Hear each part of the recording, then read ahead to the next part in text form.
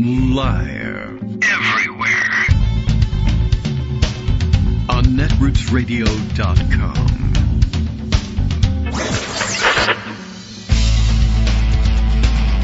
David Waldman. Kagro. In the morning. Now, here's David Waldman. Hey, good morning, everybody. How you doing? It is Wednesday, July 31st, 2024. Time for another show. Tomorrow, time for a new month. We are at the end of July. That means a thing, and I'm not certain what it is. It's very hot outside. That much we know. Had a power outage here for a good portion of the late evening hours. A little concerned about whether or not we'd be able to get back up and on the air and make it through. The battery backups I have never tested for a full show before. But everything's fine. The electricity is right back on and right where we're supposed to be. And knock on something, maybe the wooden arms at the end of a couch or something, a particularly uncomfortable couch. And I try to keep them less comfortable these days so that J.D. Vance doesn't jump on top of them. And we'll hope that everything holds together today. I think so. Just a little bit of a weird electrical storm yesterday. Not even all that violent or anything, just... Didn't like the electricity, I guess. Didn't want us to watch any more Olympic games, perhaps, which were tape delayed anyway. Very different experience streaming these things entirely. You can't just turn on the TV in my house and get a local channel and watch the Olympics, whatever the hell happens to be on, which was, I don't know, there was a certain charm to it, except I always would complain, why are they making the choice to show me this? I want to be able to see that. And then they came up with ways to allow you to see those things, but they just don't take it seriously. That is interesting, too. They say, I don't know how they would pay for sending paid commentators with the whole setup that they do for the other sports to send it to every single sport. But if you decide to flip on and say, well, what is the modern pentathlon? Or what does it look like to watch Olympic judo? Or something like that. And you watch their stream of it, there's a commentator there, or one or two, and they're knowledgeable, but it's interesting. They, like for the judo, they're not on camera at all. They just are sitting there. I'm not even certain if they're in Paris or not. They may be watching via Zoom or something and making the call from wherever they live, which would be a great way of saving money. But meanwhile, I did notice that they sent Colin Jost from Saturday Night Live to Tahiti to cover the surfing, which is also an interesting thing. The whole idea of having the surfing event be, well, they very often have these, the ocean-going events anyway, in some slightly different location. If you're in an inland location, nowhere to surf in Paris. But if there's also nowhere to surf along the coastline of Paris, really, I don't know what you do. You send them elsewhere, and I guess they have the French Polynesian Islands. Those are France.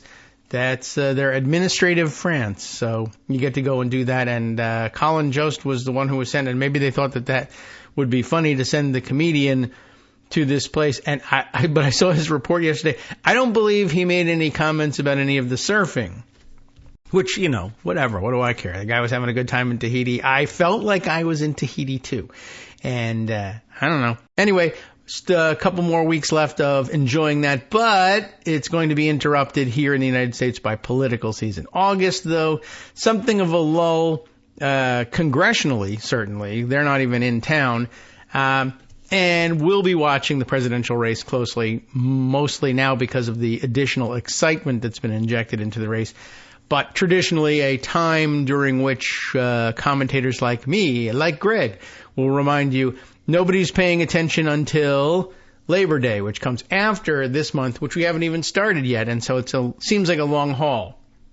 But I think the regular rules are off now, again, because of the big excitement. And then, of course, there'll be convention time in a little while, just about a week or so away from the convention, I guess. And that's designed to generate excitement. So that will artificially goose the numbers a little bit. And then it's just a short 3-week, 4-week run to Labor Day, which I probably shouldn't have depressed everybody with by mentioning. But there we go. Okay. So, Republicans continue to be not weird. They're doing a great job tamping down on the weird accusation. It's just getting worse and worse.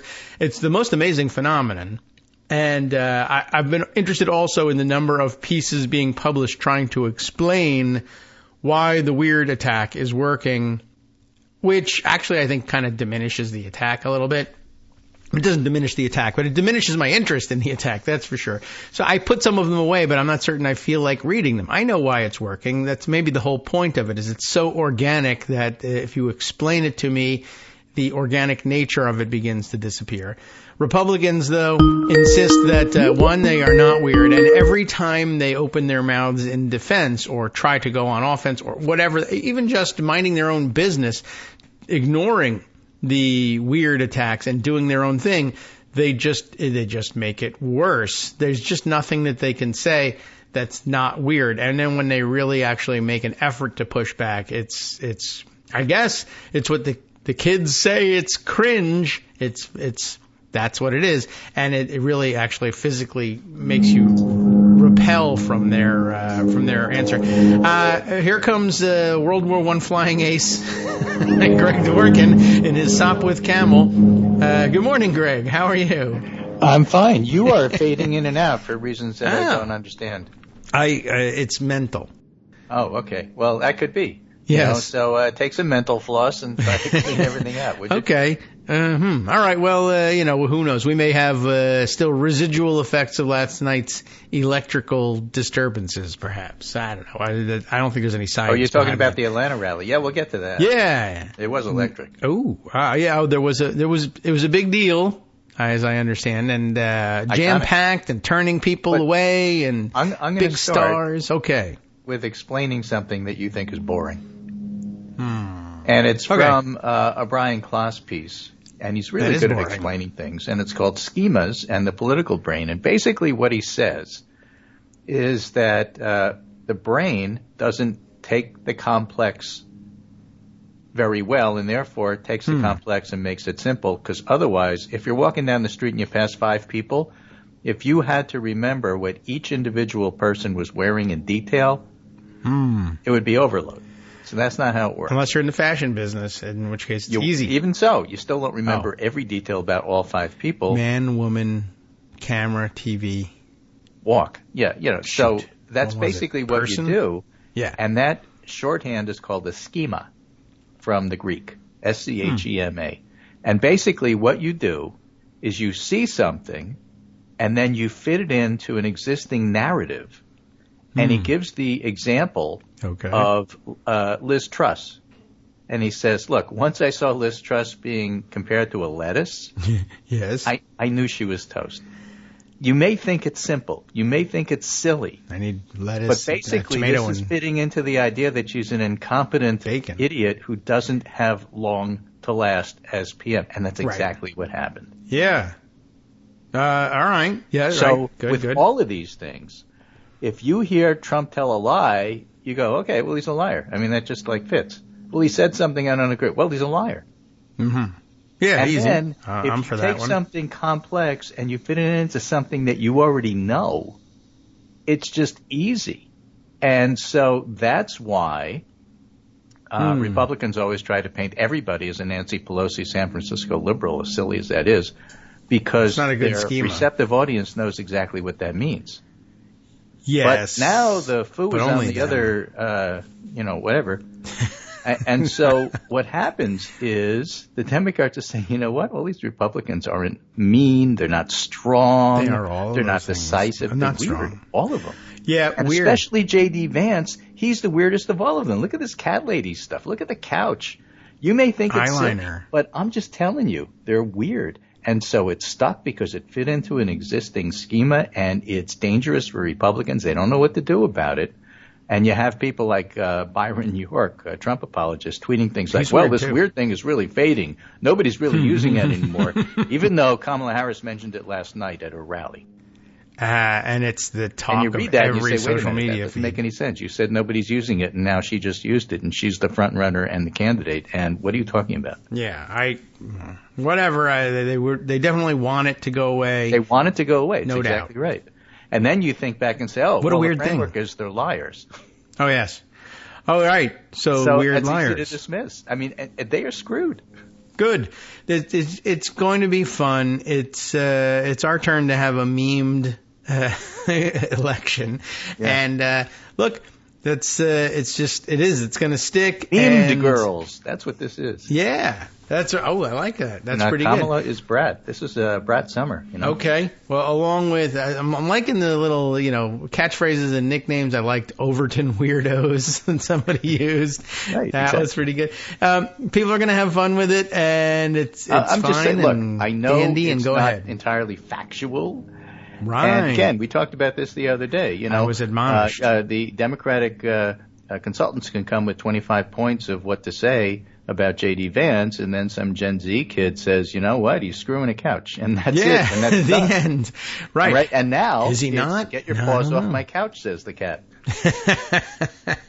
Yeah. Look, everybody will have an angle on this. It's fun. I know there was some admonishment being passed around yesterday by somebody I didn't recognize, but others do, but I don't remember who it was.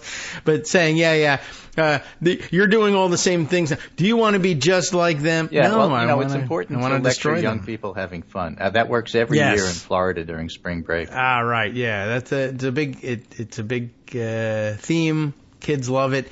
I don't know. I'm not certain what it was. It was interesting to watch. This particular person who had done it was saying, I know, and everybody says it's a joke too, but it doesn't work like that. You can't retweet misinformation. You're just as bad as they are. Although I did notice that person's immediate prior, not tweet, but whatever they say on Blue Sky, was reposting someone else's joke about something that made a factually untrue assertion and then made a joke of it.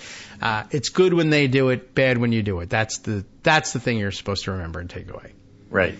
So what Brian Klaas says is, look, this matters for politics because it means that people have an easier time processing and retaining information that matches their worldview. They'll pay more attention to stories that affirm their mental framework for understanding the world, and they'll even rewrite reality to match the schemas operating in their head. So a politician can behave flawlessly, like if you read the transcript of Joe Biden's debate. Yes. Okay. But if our schema has already typecast them, no fresh facts will dig him out of that hole. That's what happened, and that's why the debate was a disaster. I guess so. Really good article explaining what's going on here. I think that's largely true, and it doesn't matter if it isn't because it's a schema. Talk about the debate. I am. Oh, okay. Well, that's fine. I think you've got it largely right as well, so I'm willing to trust you on that. But okay, I mean, as at the moment there's a good schema going. He gives another one. Okay. That sounded like if you read it, frontiersman. A good schema going. If you read it, no. Yeah, this is No Country for Old Schemas. Bernard Shaw, interviewer. Governor Dukakis, if Kitty Dukakis were raped and murdered, would you favor an irrevocable death penalty for the killer? Dukakis. No, I don't, Bernard. And I think I've opposed the death penalty during all my life. I don't see any evidence that it's a deterrent. I think there are better and more effective ways to deal with violent crime. So, on the face of it, Drew Weston writes, Shaw asked the governor a direct question. Dukakis gave a direct answer. But he answered the wrong question. The question wasn't the pragmatic utilitarian, how do you approach this? The average listener heard, are you a man? Do you have a heart? And are we similar enough so I could trust you to represent me and my values, given that answer?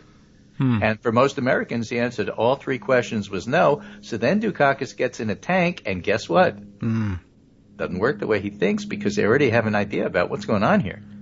So Dukakis lost that election in those 30 seconds. No matter what he did after that, the schema for understanding him had shifted. And then they brought out Willie Horton and said, he can't handle anything. And Dukakis' polls collapse and he loses the election. After he had been ahead 17 points, he basically loses in a landslide. Is that right? Wow. I didn't realize it was that bad. 17 that points large. in the summer, and he took the summer off, and he let unanswered all of the George H.W. Bush ads. Well, so that's the end of the. If you want to destroy somebody in politics, writes Klaas, don't attack him with a barrage of facts and decimal points. Change the fundamental way their own supporters perceive them. The path to political victory runs to an astonishing degree through psychology and neuroscience, and that's the way true power lies. So don't allow his supporters to see Trump as a martyr and strongman. Label him as weird and let them chew on that all summer. Yeah, all right. And don't take the summer off.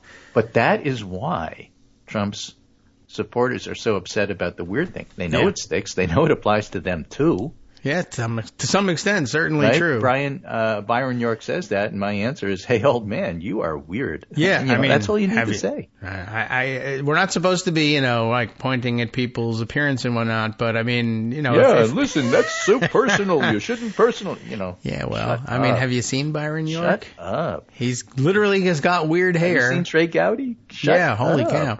I don't know what to tell you. And, right, to the extent have you seen J.D. Vance? Yes. Shut up. Exactly. It's weird. To the extent that it applies to the audience of it too, they're worried about that. They don't like this. Have you seen Stephen Miller? Shut up. He is weird. He spray painted his head to go on national television. That is weird. He's sweating black. That is weird. Up. He thought the landscaping place was a hotel. That's weird. He took off his pants at Borat. Works. That's weird. And they are so terrified of it. And think about what else has happened. Ever since Biden stepped down, Harris has had the honeymoon effect, the new kid on the block effect. I mean, she's handling everything beautifully. And she's about to have that's not the convention. Point. The point is, she's got all the attention. Nobody cares about what Trump says. And when he does say stuff, it's weird. He wants to go back to Butler, Pennsylvania for an outdoor rally because he's not that's weird. It is. And I am almost supportive of the idea, even given what happened. Yeah. He picks J.D. Vance to make his play. That's weird. Yep. He's defending Vance? That's even weirder. Yeah, I loved the week or so of chatter of he's going to dump Vance. And then you talked about the timeline. So the DNC is August 21st. Is it that late? Yeah. Oh, it's okay. The 19th I was through wrong the about that. I thought it was actually, next week or something. It's Monday the 19th through Thursday the 22nd. So basically next week is the vice presidential nomination announcement. Yeah, I thought they were. And who do you think it's going to be? Twitter or et cetera says Gritty because the announcement is in Philly. Yeah, but, no one knows. They warned everybody off of the fan maniac, whatever his name is, from Philadelphia. Right, the Philadelphia Flyers mascot or the Philadelphia Phillies fanatic. Yeah, that's what it is. Right. So, but here's the thing, okay. The campaign says don't read into it the fact that it's in Philadelphia, Pennsylvania. It's not there. Don't read into that. Oh. And so I have this remember where you were when you read it piece from NPR. The date is August 11th, 2012. Peter Hamby reminded us of this. Okay, it's from NPR, Ari Shapiro. Where am I? On the road with Romney, 2012. And you know where they are? You know where the dateline is? The USS Wisconsin, which is where the announcement was made for vice president. And who do you think the vice president choice was? After the Romney campaign said, don't read too much into the fact that it's on the USS Wisconsin. Was it Grandpa Al Munster? No, it was Paul Ryan. And so this is just hysterical because the NPR piece reads like every single cliche you can possibly say. Ari Shapiro, byline. We're on the motorcade right now. This is a complete reset. I mean, basically, you have to be impressed with the fact that Mr. Romney made a substantial campaign speech, and here's the all-new Romney campaign, Romney-Ryan campaign. It's all new. It's all done. It's a complete reset. Exactly what they got. Obama won the summer, but now things are back to normal and neutral, and the only poll that matters is Election Day, and these guys lost. Wow. Okay. You know, because political reporting has been broken for a long time. That was 2012. I'm just saying. Yeah. All right. I don't think I remember. Well, I mean, there you go. I have no real memory of the announcement of Paul but the Ryan. fact they say it had nothing to do with where it has everything to do with where it is. You're not going to introduce Pete Buttigieg in Philadelphia. I would, or Dick Durbin, for that matter. No, could it be someone that they were going to introduce in costume and they're going to do a whole 1776 thing? Possibly, but let's talk about Josh Shapiro because he looks like he's the likely choice. All right. People's Church, as they used to say in Brooklyn. Oh, Yee. Well, that was Dixie Walker, so we're not talking about him. But all right, the People's Church. So here's the thing. Josh Shapiro is annoying to the hyper-online people over Gaza. Yes. Big doings, by the way, overnight. I don't know if you heard. Yes. Those big doings were old that school Israel Israeli apparently took out the political head of Hamas, who usually lives in Qatar, but happened to be visiting Tehran, so they took him out in Tehran. That's 12 hours astonishing. after they took out a top military leader who planned that strike on a Druze village that killed 12 kids. So Israel's doing surgical strikes rather than all-out war. Now, what happens after that remains to be seen. But the point is that Israel-Gaza remains an issue. Yes, Josh Shapiro is very pro-Israel. He happens to also be Jewish. And so the chronically terminally online thinks that's disqualifying without remembering that, number one, Shapiro is extremely popular with swing voters. Oh, okay. Extremely popular in Pennsylvania, like 12 points more than anybody else who's a presidential candidate. And the protesters are extremely unpopular with swing state voters, which is something the terminally online never really come to grips with. Yeah, I guess that's probably true. I mean, or and you may they sympathize won't with come to grips them, with and it anyway. Kamala Harris does, and that's why she says, "I see you."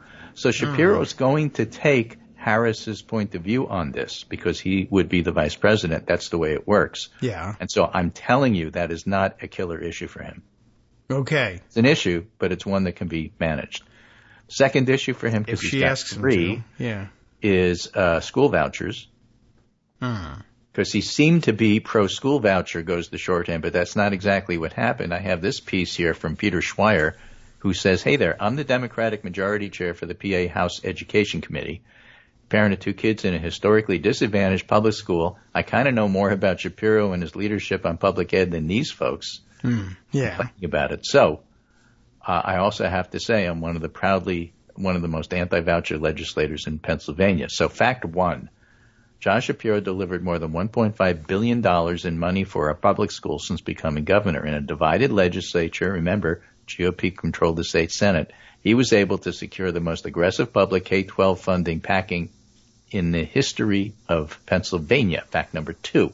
All right. Governor Shapiro, two budgets invested more than $800 million for all districts, more than $100 million more for special ed, and included a new fund of about $500 million that helps districts like mine in Allentown, which are historically underfunded. Now, these are majority-minority districts, those with extreme urban and rural poverty, and those whose growth outpaces their means. The goal here was never to hurt high-performing districts, but rather raise up those who are underfunded, and Shapiro insisted on this policy. Fact number three.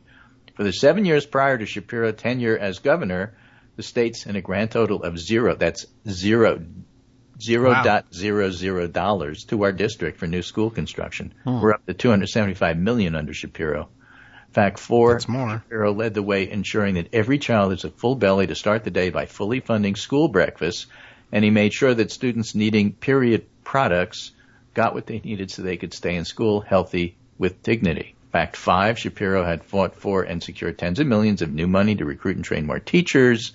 He's also led the way in ensuring DACA recipients can now become teachers in PA, again with conservative GOP-controlled state Senate. Fact six, Shapiro beat back the lobbying and coercion of billionaires who spent millions in a vast campaign to privatize our public schools. He kept his word to me and all our public school families that he'd fight for us when he vetoed this funding. Shapiro is a tremendous leader. He cares deeply about kids, and we'd be lucky to have him. So I think he's going to wind up getting, if he hasn't already, the teachers union support. So I think the voucher issue is also manageable. I think what he did is he wound up compromising on some wording about that in order to get all this stuff passed. Okay. So it's going to be one of those, well, the pragmatists and the swing state people love him, and, you know, that's the way it goes. And that's why he's hugely popular in Pennsylvania. The third issue that I don't have a real good handle on because I don't know that much about it is apparently one of his top staffers had a sexual harassment issue and was fired for it, and I'm not sure how Shapiro handled that. Those are his three issues. Okay. I think they're all manageable if Harris chooses him. Right.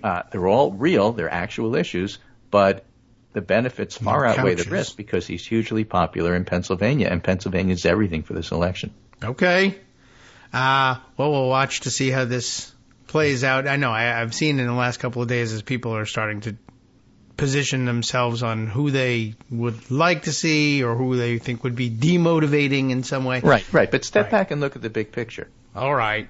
Where we were before Biden stepped down and where we are now. And that's where the rally in Atlanta comes in, which we'll deal with after the break. I got a 1-minute clip I want you to play. Oh, dear. Okay.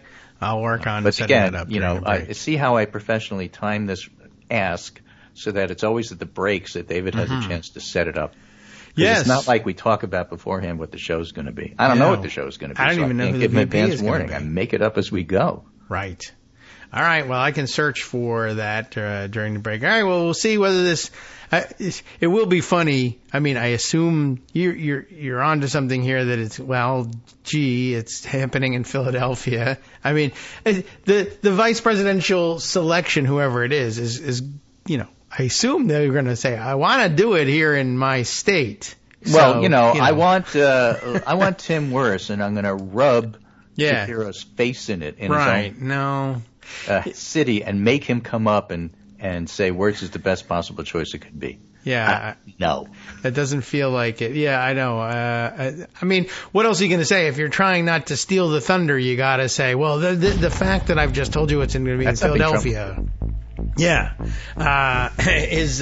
Is not to be, taken as an indication of who it is. But I mean, I have to tell you where it's going to be. They could wait a little while. I don't know.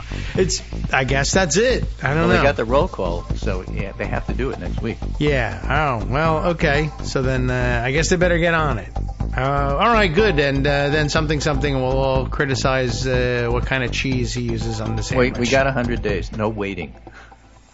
Hi, everybody. It's me, David. Let's change things up from the old fundraising pitch for just a minute and talk instead about how you can be a part of our show. If you've got a smartphone or any other electronic recording device, why not sit down and record a segment for us? Read us an important article and give us your take. Read one of your own original essays, or even just give us your commentary on something you'd like to share that's important to you. Then send the file to me at kagrox@gmail.com, and I'll try and work it into the show. Short segments, a few minutes in length, are easiest to fit in. And of course, I can't always guarantee that I'll be able to play everything, but if you've ever shouted at your radio or TV about something you wish was being covered, here's your chance to change that. Make the show your own. Send your submissions to me at kagrox@gmail.com. All right, welcome back, you all you peoples, to the Kagro in the Morning Show here on Netroots Radio. Let's see. I got all my controls in front of me. I worked it all out during the break. I'm going to mess it up probably at some point here, but I'm ready to go. And you don't have to start with the clip, but I am ready if you need to. Well, basically I want to set it up. All right. We were talking about the fact that, there may be some controversy because not everybody's a Shapiro fan. Some people prefer Tim Wirth, who's basically eaten his way into our heart through the Minnesota State Fair and his interactions with his daughter Hope. I mean, he's just wonderful, and he's going to be a great surrogate for the next 100 days if he's chosen, and if he's not. Then we have Mark Kelly, the man card guy, talking about border issues, and also brings Gabby Gifford in. So he's an astronaut and a vet and gun owner, and he's great, and so that's wonderful. And then you have Pete Buttigieg, who isn't even on the list of people who think that's who it's going to be, and he's just the best communicator out there. So it's an incredibly deep bench, not to mention Gretchen Whitmer, who's taken herself out of consideration, and not to mention also Roy Cooper, who's taken himself out of consideration, probably because he wants to run for Senate against Tom Tillis. I heard another interesting explanation for it yesterday, which was that his crazy lieutenant governor, who's running for governor, who's the Republican nominee, Mark Robinson. Yeah. Some people just got to be killed or whatever it was. Yeah, you just have to do it. I mean, that's the way it is. And apparently the concern is, and I don't know whether this is a red herring and he's got other reasons, probably true, but that this is one of those guys who, if he leaves the state to do campaigning, he will try to claim that he has state constitutional authority to take over as governor and try and do crazy things. That's garbage, because like he's left the state before, and Robinson's been lieutenant governor for a while, and all that would do is elevate the fact as to why you do not want to vote for him when November comes around, because he's running for governor. That would be so I don't buy crazy. That one at all. But it has happened in the past, not in North Carolina, but it did strike me that, all right, well, in Idaho, they had that problem as between Republicans, so that's kind of weird. But at the very least, you get a weird story. I think more to the point, he wants to run for governor. He wants to run for Senate in 2 years. Okay. And you can't leave the vice presidency to run for Senate. It doesn't work that way. No, although you can leave the Senate to run for VP, but you can't do it the other way. You could just go to work then in the Senate and just sit there and pretend you're a senator. How's that? You want to try that? Well, you could be both. Yeah.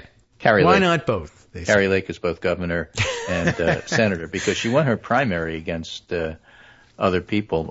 Mark Lamb, I think, a crazy sheriff. Not by much, but 13, 14 points, something like that. But she'll be a loser to Gallego in the fall. And another thing that happened in the Arizona primary, unfortunately, is that there is a very good election official, Stephen Riker, who was the Maricopa Republican in charge, who said basically Joe Biden won, and so Republicans got pissed at him and threw him out. Now Justin Heath, a conservative, will be the Republican primary winner for the Maricopa County Recorder, and the Democrats will run a guy named Tim Stringham. Hopefully Stringham wins. And so that happened as well. So this is the background for a whole lot of what's going on here. And so you have a situation where it is a depressed Democratic Party because they're worried about Biden. Biden has that disastrous debate, and then they do the switcheroo, and all of a sudden we got honeymoon, we got new kid syndrome, we got excitement, we have, you ready for it? Enthusiasm. No, I am not ready for it. Okay, you see, now I've set up the clip, so that's what's on the screen. Fine. But here we go. We have this going on. And then there's this debate about who should be the vice president. And that's dominating the news. Trump can't get a word in edgewise.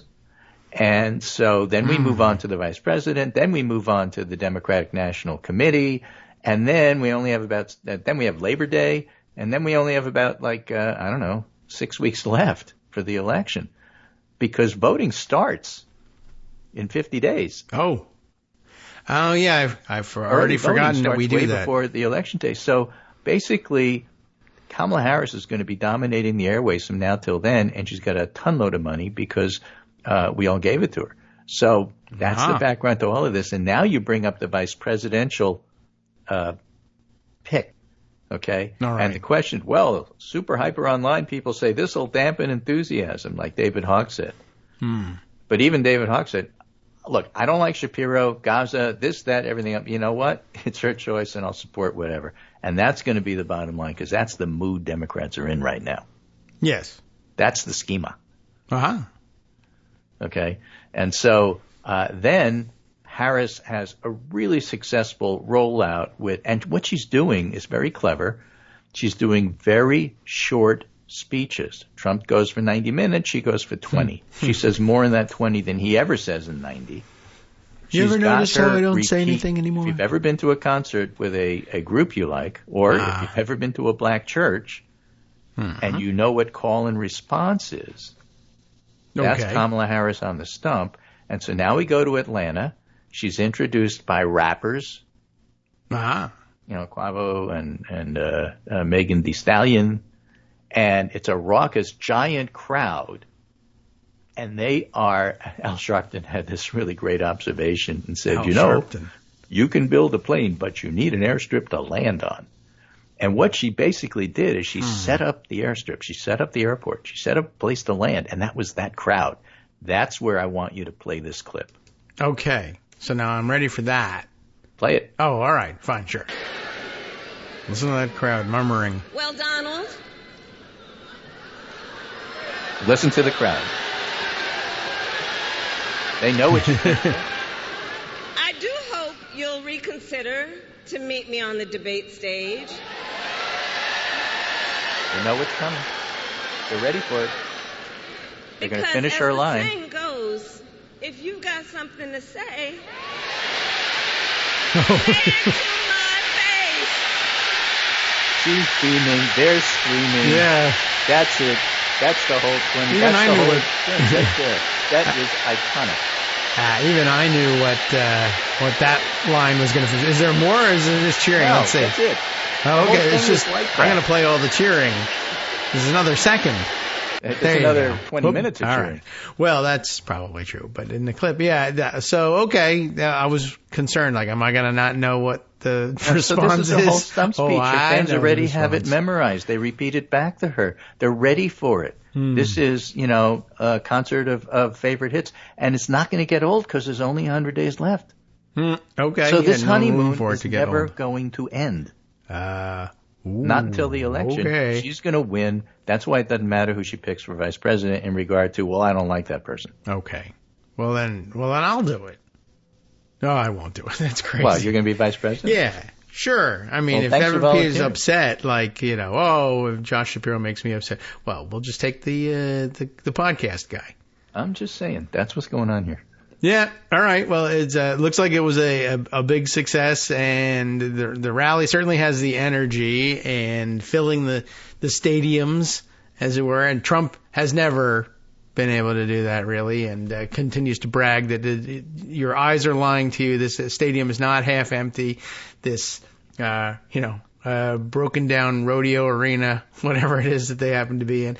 I did notice that, as she says, say it to my face stuff, well, that'll come in handy. I saw that Trump's rally thing, whatever he was having yesterday, newspapers treating it gently again, but his commentary was the world leaders are going to see her across the table, and they're going to look at her, and I'm not going to say exactly why, but they're going to think she's... Did you actually hear him say it? I didn't. I saw gotta the go find that clip and hear him transcript say of it. it. God, but- that guy sounds old. Yeah? Oh, And okay. broken when Well, he says it. It doesn't come across the way that the headlines read. You got to Oh. hear him say it. Okay. Well, I read the thing and was like, well, why won't they say, what, we need that goose meme, why will they think they're so lucky? Say it. And it was just a matter of, well, they're going to look at her and something about her appearance is going to make them say that they can walk all over her. And then immediately the Trump campaign spokeswoman says, well, I'm here to deny that it has to do with her gender or her race. Okay, so what else would be available from immediate appearance that would make world leaders say, this isn't going to work? What is it exactly? And then I'm not going to say it, or I don't want to say it. It's the one thing that's still poison, even for me. I don't want to say it. So this is from the pundit roundup I did this morning, but Okay. I just want to give you a flavor for things. I'll take that flavor. Okay. Peter What is Hamby it? again, writing in Puck. Love that title. Excuse me. All right. Oh, yeah, I'm not ready for that. That's hockey puck. I see. So, yes, they can. Democrats haven't been this fired up about presidential candidates since Barack Obama. Woo. And the Harris campaign What? is racing to capitalize on the momentum, hiring veteran ad maker Jim Margulis, doubling down on TikTok, and leaning into the J.D. Vance creep factor. Okay. Put another way, a couple of million Americans woke up last week, looked at their phones, and said, holy shit, we can win this thing. Woo. I wasn't ready for that one. Well, I'm just reading what it says. Okay. You probably read about all the markers of Kamala Momentum. And survey data supports the buzz. We'll get to those surveys in a minute. And what I wrote is, meanwhile, the Trump campaign is getting ready to spend a fortune on anti-Harris TV ads. Oh. And Gen Z says, oh, that's interesting. What's TV? Yeah, basically. And millennials say, oh, it's like TikTok, except only in your crazy uncle's study. It's true. My kids watch zero TV. They've never turned the television on. That's like Byron York saying, oh, this weird meme is fading. Well, how would you know? Yeah. I watch TV. Yeah, okay, fine. Weird meme Peter fading. Hamby Stop. writes about the rally last night. Harris was doing 20-minute speeches as VP. It works. No reason for hour-long stem whiners, who he subtweeting there. Get in, make your points, get out, make your calls, do media, rinse, repeat. Amanda Carpenter, never Trumper. That Harris speech was rockin'. Stu Rothenberg, neutral observer.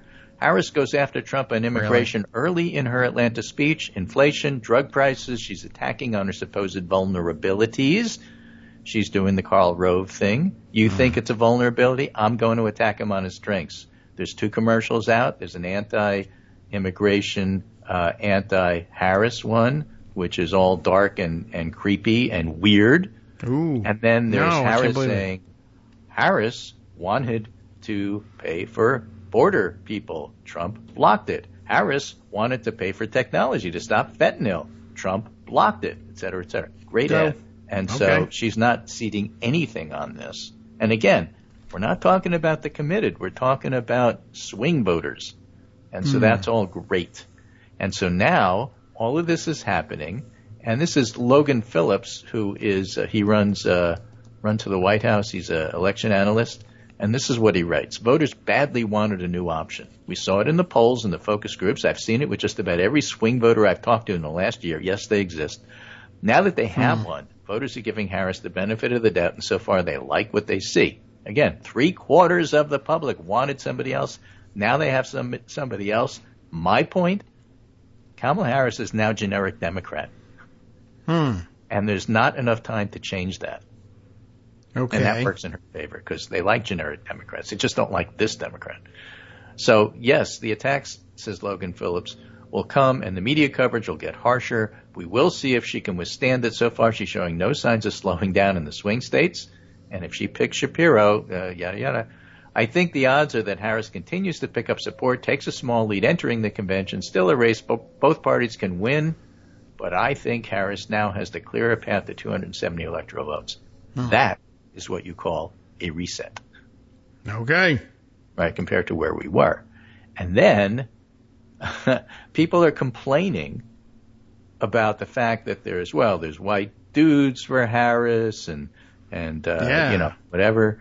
And how can you be so factionalized? And people brought up the hundreds of buttons in 1960. Buttons. Oh, okay. Campaign buttons. Yeah. For Richard Nixon. Okay. All right. Irish for Nixon, pretty girls for Nixon. I mean, there were hundreds of them. That's how you used to do things. Yeah. They still and do it. It doesn't automatically strike regular normie people the way it does the scolds. So this Dudes for Harris call, yet another Zoom call, has over 100,000 people, raises $4 million, just like some of the other ones did. Just an example of the... Oh, crap. Hold on. Yes. Oh, geez. Oh, right? I was going to use this one. Try to say, okay, well, what's going on here is, it's just too over the top and too sectionalized, and you people shouldn't have fun about this. And there's a Twitter account called Populism Updates, which had a great response to that and said, look, the undead pirates for Harris's Zoom call has already raised $30,000 and dragged 16 mortal souls to the murky depths below. Yar. Well, I added the R, but okay. You get the that's point. Good. People are having fun with this. Internet is fun now. Yeah. This Harris is going to coast on for the next 100 days. Well, good. All right. I mean, the fun is once you get the schema, I guess, of new kid, as you were saying, it's nothing could be a better contrast from the third-time candidate, the oldest nominee ever, who looks and sounds old. Yeah, that's what I was looking for. Was you said that the I have video to find it for him, you. I can't find it right away. But I think I've got. Sounds old and tired. I got at least one. Maybe a news show talking about it, but it looks like they play the clip. But I found if they play the clip, all you need is the clip. Okay, well I can do that, but I can save it for after our big wind-up if you like, and I'll play it. So and say, this is old. Tim Walsh on that White Dudes for Kamala thing. Oh, okay, yes. How often in 100 days do you get to change the trajectory of the world? And how often in the world do you get to make that bastard wake up afterwards and know that a black woman kicked his ass? Aha. Well, yeah. Good. I mean, they are feisty. Yeah. And people are loving it. Yeah, it's going to be interesting to watch him. I guess, I don't know. I normally you say he's going to have to come to terms with it. But, of course, that might mean attempting to overthrow the government. But I think from a much weaker position, I don't know that he has the energy to try and rally people to that. Right. Now, here's the Bloomberg headline. Kamala Harris wipes out Trump's swing state lead in election dead heat. This is polls from yesterday, and believe me, I'm not believing the polls in this case. Again, it's not even Labor Day yet, but I just want to tell you. Okay, all swing states, Harris 48, Trump 47. Okay. All right. Arizona, and that's making up ground on where Biden was. Arizona, Harris +2. Georgia tied. Michigan, this is the eye-opener. Michigan +11. Wow. For Harris. I don't even know why, but all right. Nevada +2, North Carolina -2, Pennsylvania -4. That's an eye-opener, too. And by the way, did I say something about Shapiro earlier? Yes. Wisconsin +2. I mean, these are just fantastic polls. Don't pay attention to the numbers. She's not down by 4 in Pennsylvania. She's certainly not up by 11 in Michigan. The point is the trends. Yes. Okay? Trends. And if you look at the trends are all in her favor. That's just what's happening. Yeah, you want that. Then you have some sort of bounce thing. It usually comes after a convention. So there might be another one. Yeah, except for Trump and getting shot at. Oh, right. He didn't have much of a bounce at all. Bounced off his head. That's lucky. Yeah, pretty much. But, zero bounce there. They've had their convention. There's nothing else that they can do. There's no more set plays that they can run. And he's very old and tired, and he wants to do rallies in the heat where no one wants to stand, and everybody's a little bit worried about getting shot, possibly. I don't know. He doesn't have much left, and he's going to have to stand there in a suit and sweat. So there's all sorts of clips. You have the one that you could find about Trump being old, but I'll try he was on Ingram. Yes, probably. And she was asking him about his comments telling Christian backers they won't have to vote again in 4 years. And he responds by saying Jews should have their head examined if they vote for Democrats. Sure. Thanks for... I mean, he says, among other things, that, Kamala hates Jews. That's probably why she married one, right? Yeah, right. The way he does with his daughter. Yeah.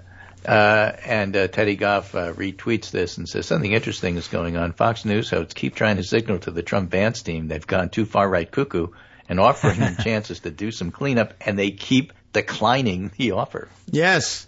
I don't think they realize it is an offer. They certainly don't realize that there needs to be any corrections made. And when they do come to realize that they're being asked to correct course, they will say, Fox is biased. You got to watch Newsmax or OANN instead. He's already been through this. Right.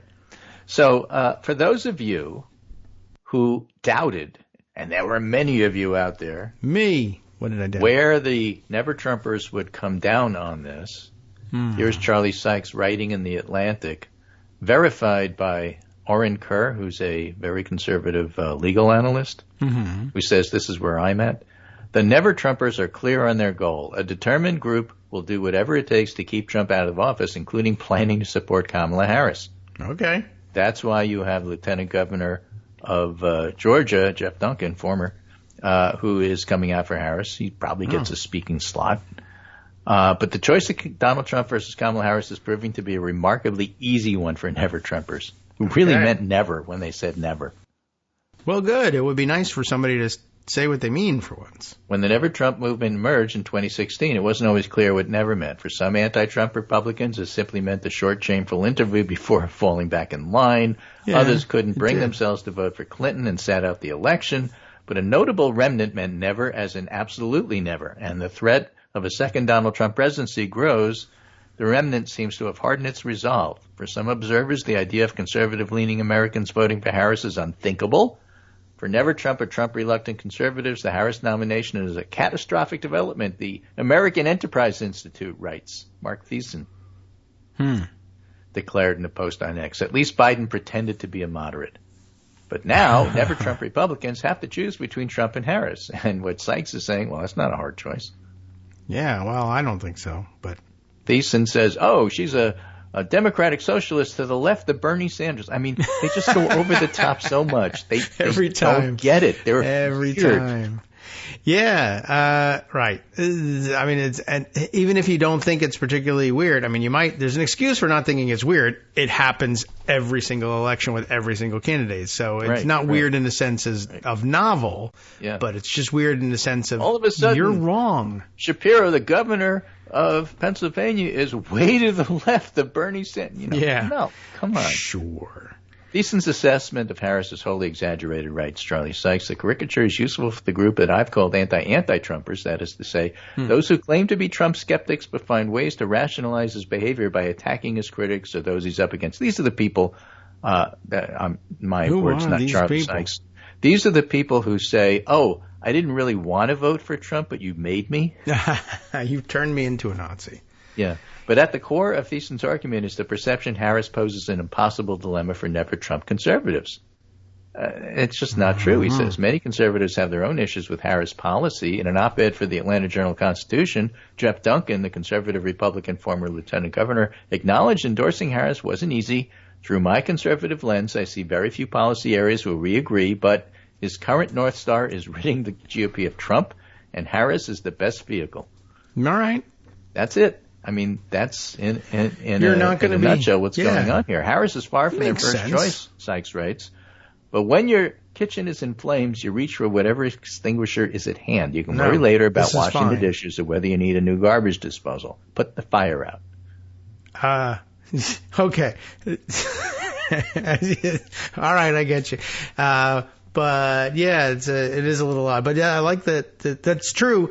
They have no short-term battle to fight, but anti-Trumpism to be rid of Trump. They're not going to be presented with a candidate that's acceptable to them. Right. So and you know what? You only have 100 days to rationalize why you hate Harris. Isn't that enough time?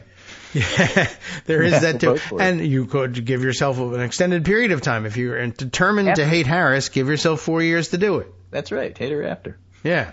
And it'll give you something to write about. Otherwise, it's just, well, who knows what happens, whether you'll even be allowed to write. So, yeah, obviously the idea of, well, it's better to be rid of Trump and live to fight another day than it is to say, well, what the hell, maybe totalitarian dictatorship will be survivable. We'll try that. Don't. And I'm glad they're clear on it. So good. Okay, fine. There are still some anti-Trumpers who are, in fact, anti-Trump. Never Trump, in fact. So that'll be exciting to watch them have to pull that lever. But yeah, there's room for them to say, I'm pulling it, but I don't mean it. I mean, I want him to lose. That's all. But all right, how do I count this ballot? Well, it says Harris on it. Count it for Harris. Right. Good. Okay, I will. So good. All right. Happy to wait and count those votes when they come in. Okay. Well, that's anything else basically happen? Okay. Well, maybe then we can try and get this clip up. You say that if I hear the clip up, so I think it's from Real Clear Politics, and it looks like it is maybe they're playing it on. Just to play it. Playing it on Fox News, maybe commentary, maybe even Laura Ingraham setting it up. Let's see. I don't know what's in this clip. We'll hit play and see what happens. Well, there I hit play. It's slow. I'm watching what happens, but I'm not hearing what happens. I'm watching a circle go around and around telling me, I'm thinking about, here we go. Biden did promise that he and Kamala would normalize foreign relations and unite the world. And just look at what she hates. This is Laura Ingraham being hateful. Former President Trump promises to use American leverage to turn it all around. I don't know. How would they consider a Harris presidency? Just in geopolitics. I think they'll walk all over her. This is it. Listen to it. I think they'll walk all over her. She'll be so easy for them. I see what you mean. She'll be like a play toy. They look at her and they say, we can't believe we got so lucky. They're going to walk all over her. And I don't want to say as to why, but a lot of people understand it. A lot of people. Old, tired. Yeah. Oh, boy. And congested, as usual. That's true. He's barely moving. He's sitting on set with Laura Ingraham having this discussion. I thought it was a speech that he gave at a rally, because that's the picture they used to illustrate it in the Washington Post for some reason. But he's lethargic, old. The voice is gravelly. It's Yeah, it's deterioration. So, okay, good. Glad people can see it. I hope no one was really watching Laura Ingraham, but the clip is circulating. And, for some reason, Washington Post is a little, hands off with it. Trump suggests Harris would struggle with world leaders based on her appearance. Quote, I don't want to say as to why, because, again, even I still understand that that's poison. A campaign spokeswoman denied he was talking about race or gender. So they allow that to go to print. But, I mean, I deny that the sun rises in the east. Well, I'm glad you deny it. That's terrific. But the sun does rise in the east. You're lying if you say it rises in the west. You don't want to say as to why. It's because you don't want to be obviously racist, although there's very little separating here. There's no whistle here. This is just... Well, they'll look at her, and that will be the signal to them that they should walk all over her. Why? Yeah, well, I deny the things that you say it is, but I have no comment as to what I think it is. Okay, comment made. Understood. But... And, as Edward R. Murrow would say, or maybe it was Walter Cronkite, I think. We don't even know. That's the way it is. Yeah. Oh, yeah. That was Walter Cronkite. Okay. So good. Fine. That gives us 30 seconds to wait until we play the music. So what do you have in the 30 seconds? Enthusiasm. We do have that. That time I'm ready for it. When you say, are you ready for it, I'm usually thinking you want one of those, but no. Apparently not. Okay. And I wasn't ready for it. You told me to get ready for something completely different, and I was ready for that. Completely different. Right, and now I am ready. Okay, great. Thank you very much. It is time for the music, and it's Wednesday. Coming back tomorrow. Great. Okay, good, because there'll be more probably racism in between there and then and now from the Trump campaign. Waiting for the explicit stuff. We'll see whether he falls into that trap. In the meantime, they will definitely not be weird, and we won't be collecting any weird pictures. Speak. Close your eyes and see how you hear Barack Obama. Okay. All right. Well, let me be clear. Does he say that? I don't know. Maybe. Okay. All right. Welcome back now to the Kagro in the Morning Show here on Netroots Radio. And, boy, the online, social media traffic is just buzzing today. And so it occurs to me how much I have missed already in trying to keep up with these things.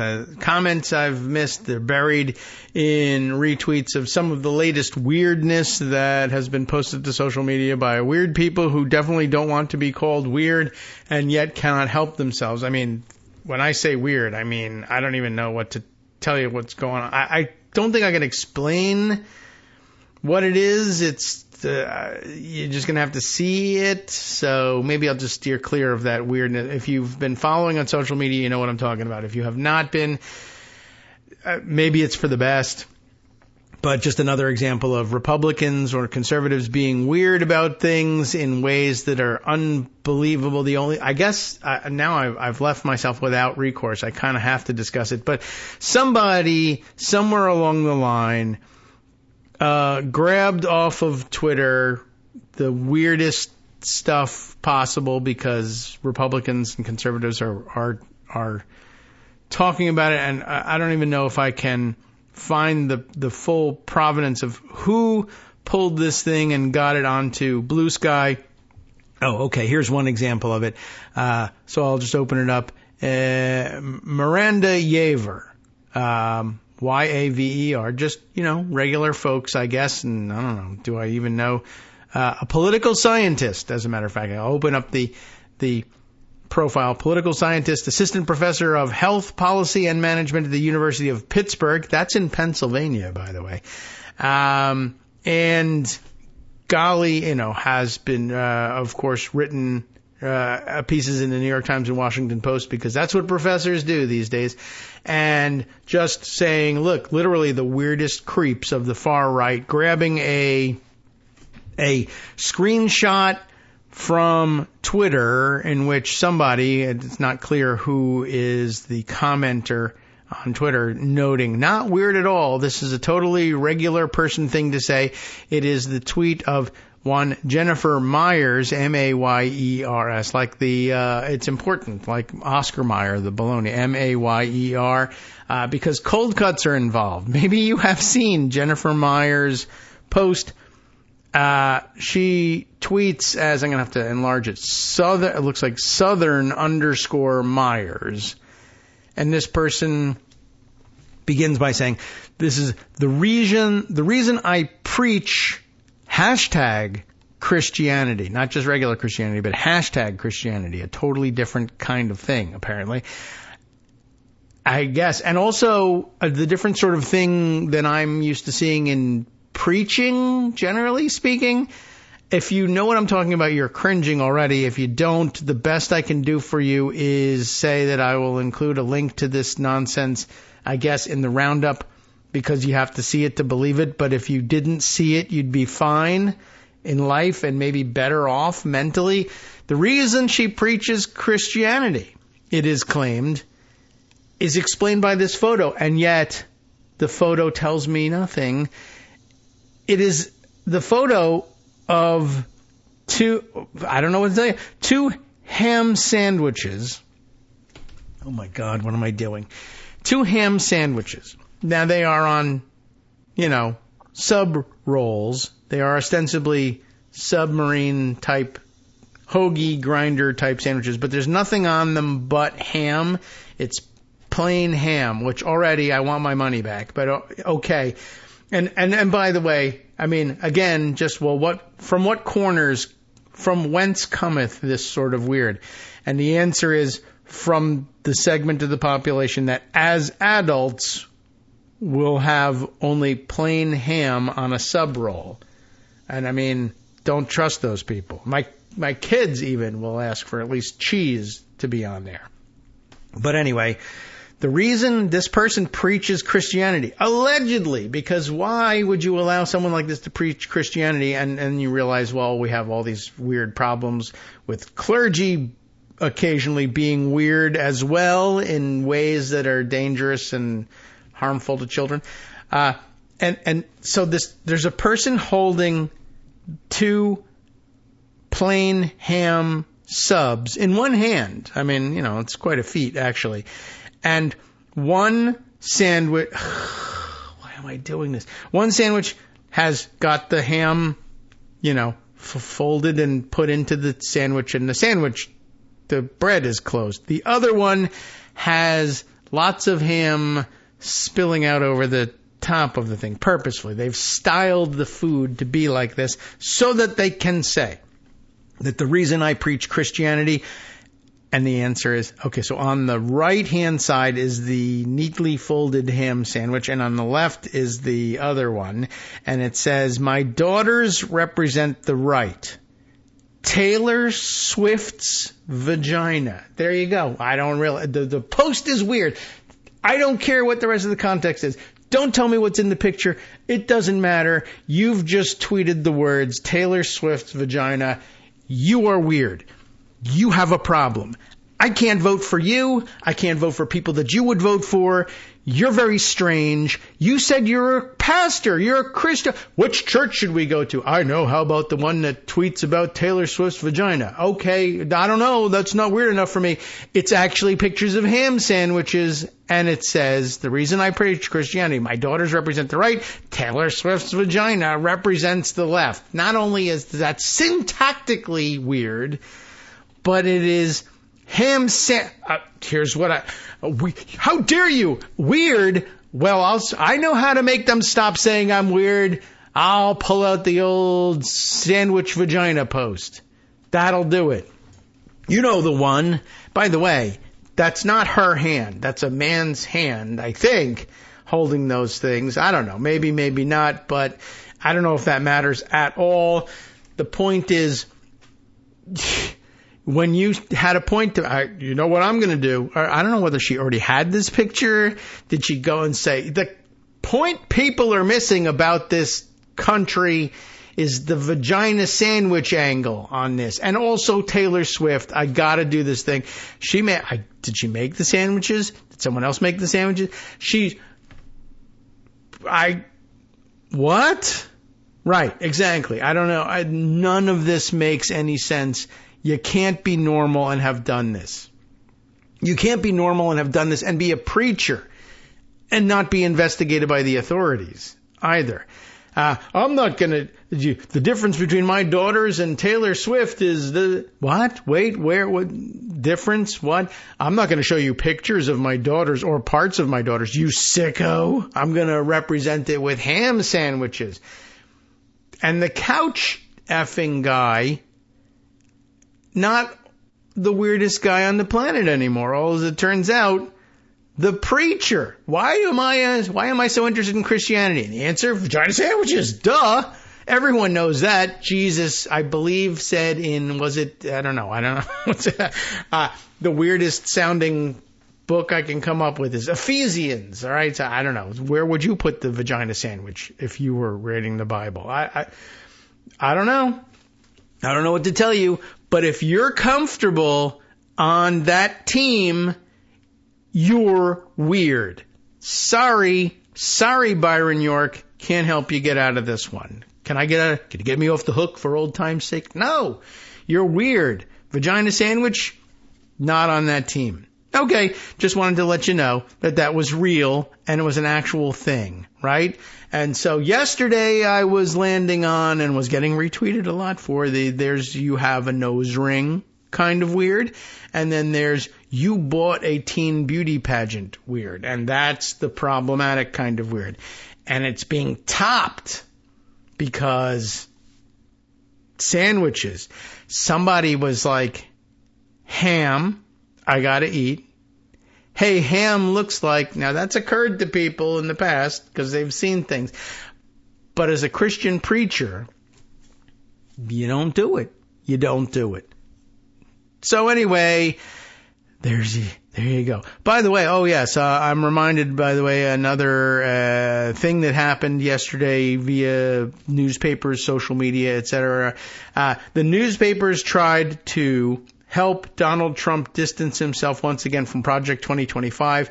A guy who was in charge ostensibly somehow or deeply connected with Project 2025, who worked for the Heritage Foundation, was apparently pushed out yesterday, and it said at the behest of the Trump campaign.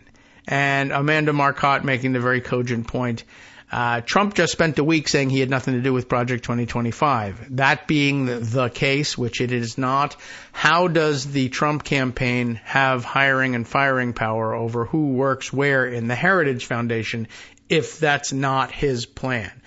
Oops. Well, they don't plan their lives very well. But good point from Amanda Marcotte, and I should probably now go scrolling back looking for that. I did not tweet it on Blue Sky, so it should be possible to find and add to the lineup. So it should be pretty easy. But my lineup, my timeline is crowded with pictures of things that are ostensibly not weird, but that are in fact quite weird, and illustrate the point of the Trump campaign being weird. Yeah, here's Amanda Marcotte's message. If Trump isn't the boss of Project 2025, how does he have the power to fire the people who run it? This is CNN's, she includes a link to CNN's article. Project 2025 director steps down amid backlash from Trump. And I'll read a little bit of the article from CNN just to give you a flavor of what's going on here and give you the name.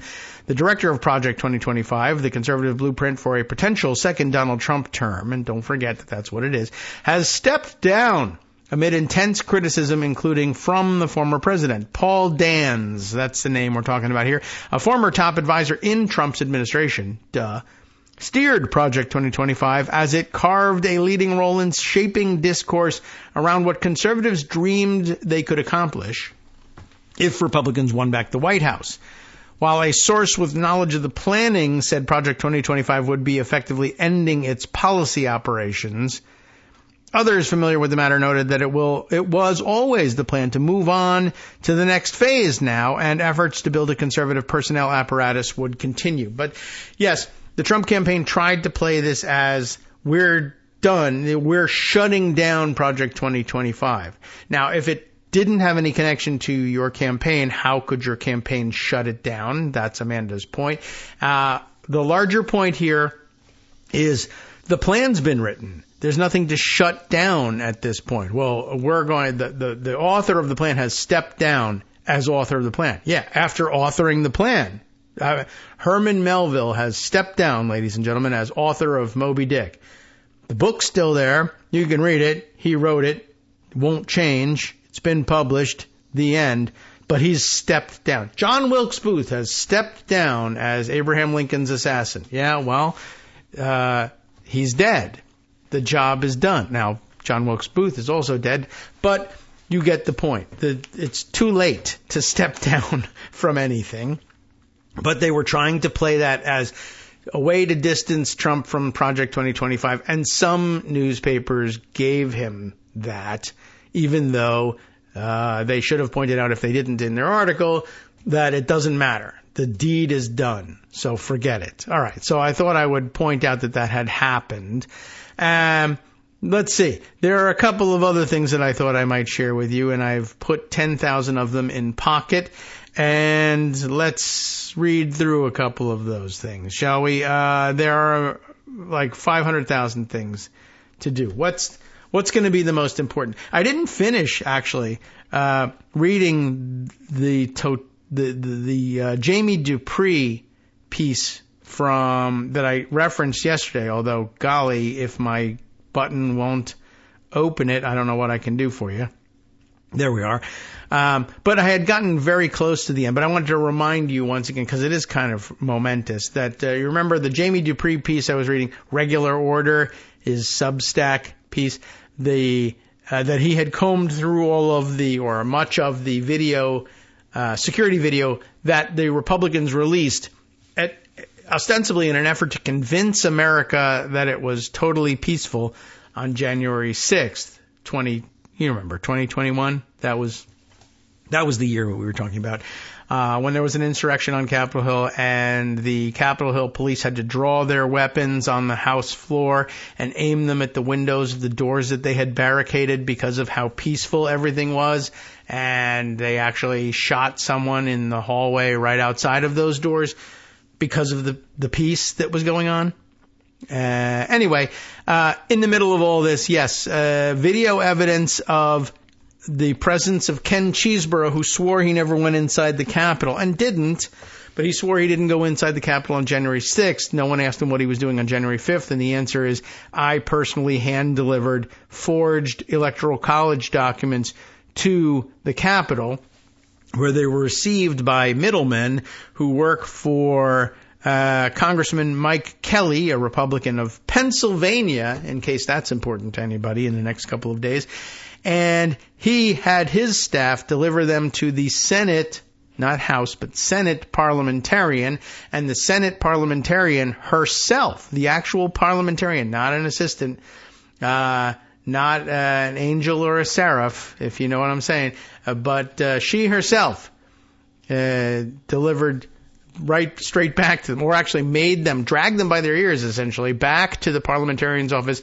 I refuse to accept the delivery of this criminal garbage. I'm not even going to touch it. You pick it up off the desk. Come back. I didn't run out in the hall with it and throw it at you.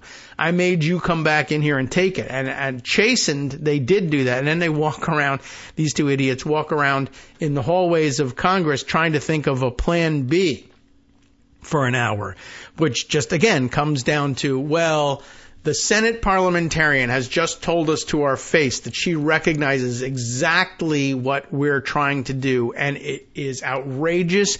I reject it. You come and take this filth right the hell out of my office right now, goddammit.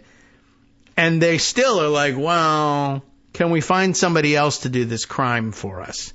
So I wanted to, finish reading the thing because I thought, well, why not say it 2 days in a row? Because it's fairly effing important. So where do we leave off? Security aides show the aides dropping off the fake elector envelopes at 4:04 p.m., but before they could get far, Senate parliamentarian Elizabeth McDonough ran around the corner to catch the two men. Caught ya. She should have hit him over the head and taken him to the police. If Woody had gone straight to the police, None of this would ever have happened. Does anyone know what I'm talking about? Anyway, after a short discussion in the hallway, the Kelly aides returned to her office, admonished, I would say, and took back the fake elector documents. But could it be made clearer to you? You are wrong. You are doing wrong. You are criminals in a criminal enterprise. Take this and get out. I mean, she actually tells them, you have a chance to redeem yourself. Take the evidence and leave. But they take it, but then they decide we need to try again with somebody else. That's amazing, too. A source familiar with the matter says that the parliamentarian's office refused to accept the envelopes. Security video shows the men leaving at 4:07 p.m. For the next 30 minutes, half an hour, okay. The two aides from Kelly's office are seen on various security cameras walking around the second floor of the Capitol, seemingly waiting for more instructions on what to do and possibly looking to leave the envelopes at the Vice President's ceremonial office just off the Senate floor. Though even by that time, the word was that the Vice President didn't want anything to do with it either. With the two Kelly aides unable to deliver the fake GOP elector certificates, Representative Kelly's Chief of Staff, Matt Stroia, S-T-R-O-I-A, messaged Chris Hodgson, a top aide to Vice President Mike Pence. Hey, Chris, this is Matt Stroia. I'd be interested to know whether any of the top aides to Mike Pence know offhand who Matt Stroia is. I mean, he's an important guy in Congressman Kelly's office, but who's Congressman Kelly? But maybe they know. This is Matt Stroia. Could you give me a call real quick when you have a minute? I need to do a crime, is what he's saying here. Stroia said in a message at 4:40 p.m. on January 5th. By that time, the Kelly staffers had started walking back to their office, still holding the two envelopes from Cheeseborough and Brown. What a rejection. The failure to deliver the fake elector packets. Meanwhile, remember that previously, about an hour before, what's his name? Michael Brown from the Trump campaign had taken a selfie of himself in front of the Capitol dome and saying basically mission accomplished. I've delivered these things. An hour later, these two idiots are wandering the halls of Congress, scratching their heads about what the F do I do now? Our whole stupid plan was stupid. I can't believe how stupid we were. What are we going to do next? So I'm interested to find out what happens. The failure to deliver the fake elector packets would spur more efforts on January 6th, some involving Senator Ron Johnson, to get the documents to Vice President Pence. And I guess that's the answer. God, we're stupid. I knew the stupid parliamentarian would never take this dumb stuff. What are we going to do next? We need someone dumber than this who will take these things because they're dumb and or willing to do crime. And the answer is, I know, Senator Ron Johnson, Republican, Wisconsin. That will be our answer. That's where they landed. I need a dumber accomplice for this crime. Johnson. That's the answer. So they go. Now, why were the staffers for Representative Mike Kelly a part of this effort? In texts on January 6th to a Wisconsin lawyer involved in the Trump effort, Cheeseborough said that Trump campaign aide Mike Roman, we only hinted at this yesterday, I mentioned it, but I didn't explain what was going on. Mike Roman, who has been indicted in several states in the fake elector scheme, set up the January 5th handoff with Kelly's office. That's been the allegation so far. Here, a text from January 6th at 10:58 in the morning. Ken Cheeseborough saying, Mike had me, so we do know this, drop off two originals yesterday at 4 to a Rep. Kelly aide who walked it over to Senate parliamentarian. And then at 10:59, Ken Cheeseborough saying, I was with Mike's top guy, Michael Brown. Now, some press reports have said that Roman handed over the documents on Capitol Hill, but Mike Roman. Mike Roman is nowhere to be found on these security tapes involving Cheeseborough and Brown, who is also a Mike. So there you go. I was with Mike's top guy, Michael Brown. And I don't know who Mike's top guy, which Mike are we talking about? I mean, I guess it's probably not Mike Pence, because he doesn't want much to do with this thing, even by January 5th. but maybe he means Mike Roman's top guy, Michael Brown. Maybe that's it. Anyway, next section here, no answer to that. Nothing from the video, anyway. January 6th probe, and Jamie draws his conclusions here, saying, the video evidence that I found after many hours of going through the Capitol security tapes was evidently not uncovered by the House January 6th investigation. And he quotes from them saying, the Select Committee does not know where Brown delivered the fake votes, the panel wrote in a footnote in its final report. But of course, we see what he does with it. He gives it to Mike Kelly's office, or to the aides from Mike Kelly's office outside the Capitol.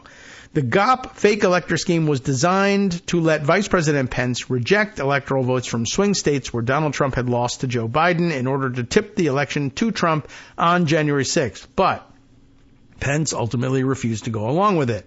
That infuriated Trump. Remember this whole thing? You surely do. Mike Pence didn't have the courage to do what should have been done, Trump tweeted, just as rioters were smashing their way into the Capitol building. Overall, the January 6th security tapes have confirmed what we all saw. Hundreds of Trump supporters attacked police outside the Capitol, broke through barricades, forced their way inside, interrupted the electoral vote count, and caused lawmakers and the vice president to flee for their safety.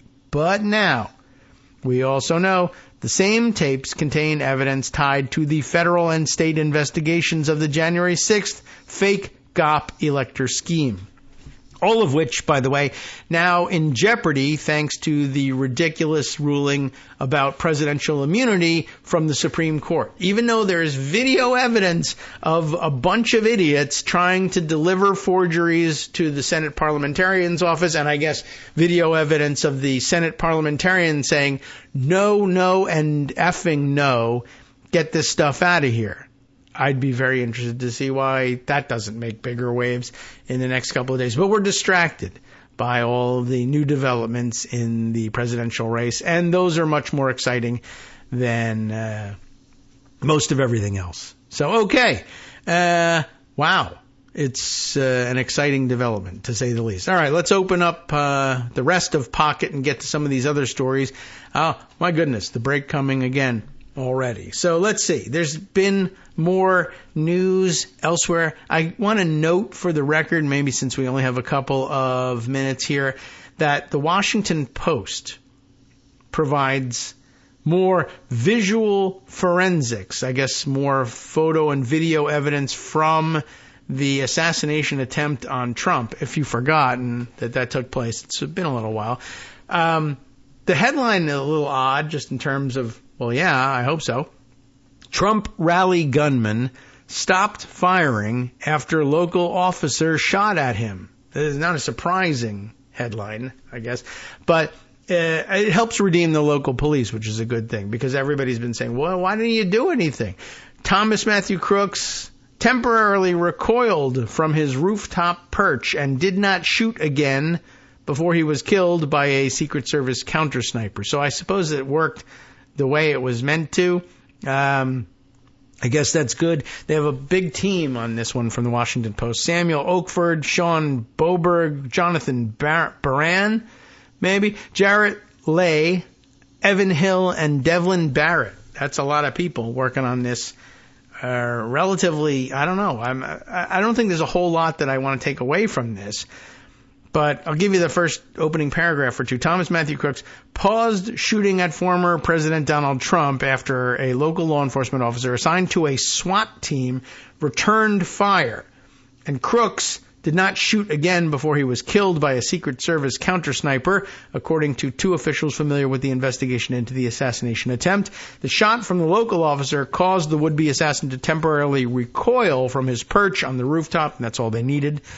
According to the two officials and a Washington Post analysis of video evidence, Crooks's retreat coincided with a 10-second pause in shooting, according to audio experts who examined the gunshots, a critical period that ended when the Secret Service counter-sniper shot and killed him. But if Crooks doesn't shoot again, then the 10-second pause is, this is the end of his shooting. The next shot you hear is him being killed by a counter-sniper. So, I mean, good in that it helps redeem the local police. I'm looking at the the schematic that they put together with a still shot, an overhead shot of the area, and the approximate location of this local officer. It's quite amazing that they actually take this shot, because he must have shot over the heads of at least some rally goers. This cop is sort of in the backstage stage right area, I guess, or left if you're looking at the stage. And wow, it's kind of crazy. He doesn't hit him, but he distracts him. Hi everybody, it's me, David Waldman. Yes, the same guy who interrupts you all the time. Interrupting you one more time, just to tell you again, another reminder that your contributions are what keep this show on the air, and Patreon.com, Patreon.com, is still among the easiest ways to make the sustaining subscription donations that keep us afloat. Are you ready for the pep talk about how our Patreon campaign is still going strong and growing? Well, too bad. Yeah, the plain fact is we actually are headed in the wrong direction, and whereas we once had about 175 monthly patrons, we're now actually down below 150. Time to recruit some more. Not exactly the kind of news I wanted to share, but there it is. For those of you in a position to support the show, Patreon.com does make it easy to make those secure, recurring monthly contributions to do so. Patreon.com/KagroX gets you straight to our donation page. We've been through a lot together. The worst of the pandemic, we hope. The worst of the insurrection, we hope. So go ahead and treat yourself. You don't need an excuse. Give yourself the gift of a little something you enjoy in life. Support the show. And of course, if you happen to prefer using PayPal or even the Square Cash app, we're up and running on those options too. So thanks again, everyone, for all your support. We couldn't, or at least shouldn't, do it without you. Hope you'll be on board soon too. Thanks for all your support. All right, welcome back now to the Kagro in the Morning Show here on Netroots Radio. Scanning through the CNN or the Washington Post piece, I don't find that there's much more that you really need to know about this. Everything it kind of reconfirms. All right, once we find out that a local police officer actually took a shot at him, because remember, all we had heard up to this point about the local police response was, where were you guys? And somebody climbed up and a ladder and peeked at the guy on the roof, and the guy turned and pointed his gun at him, and the cop went back down. You know, it wasn't glorious sounding. Not much, glory to be had in any of this, but that's not what you're there for anyway. So, okay, one police officer did in fact take a shot at him, and I mean, I don't know what kind of weapon he had, but he was 100 and something yards away. He shot, and that was enough to get the guy to flinch, pause, and it took him too long to get set back to take another shot, and a counter sniper takes him out. So good work by the better work than we thought by the local police department. And I guess I had a feeling that we were eventually going to find out that they did something that counts as a helpful response, even though, it was also very easy to believe in the wake of Uvalde. Well, maybe not. But, all right, that's really all I was able to take away from it. It's not tremendous news, but it happened, and we had spent some time talking about it, so what the hell. Let's see, so many other things that we could be spending time on. Let's do some, I have so many interesting write-ups about, hey, these people are weird, and it's a good thing to talk about them, but I think we must have covered enough of that by now, that we don't need to do more, although it is very life-affirming to read those things. And there's an interesting read to be had about, I guess, one of the sources of the weird, I suppose. The Washington Post has a long read that would take us the rest of the day to go through, but maybe it's a Friday thing. Inside the powerful Peter Thiel, I guess, I've heard someone pronounce it this way instead of Thiel, as I do with the TH. I don't want to pronounce the guy. I don't want to say the guy's name at all. I don't care he's a jerk and I don't want to pronounce his name correctly, but, might as well. Inside the powerful Peter Thiel network that anointed J.D. Vance. People have had a lot of weird ideas about where this guy came from. Why him?